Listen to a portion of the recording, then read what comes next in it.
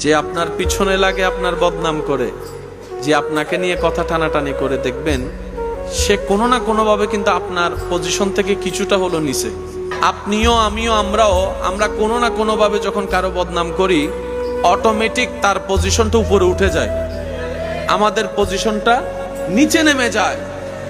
সেজন্য মুমিনরা কখনো গীবত বদনাম করে নিজেদের পজিশনকে নিচে করে না, বরং অন্যের জন্য দোয়া করে নিজেদের পজিশনটা আল্লাহর রহমতের দৃষ্টিতে আরো উপরে তুলে দেয়। বলেন সুবহানাল্লাহ।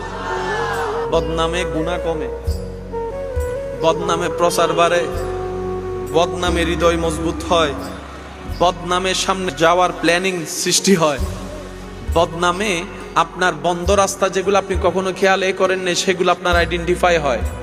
বদনামের কারণে আপনার যে মন খারাপ হয়, ওই মন খারাপের যে একটা শক্তি হয়, জিত হয়, সে জিত দিয়ে অনেক কঠিন কাজ সহজ হয়ে যায়।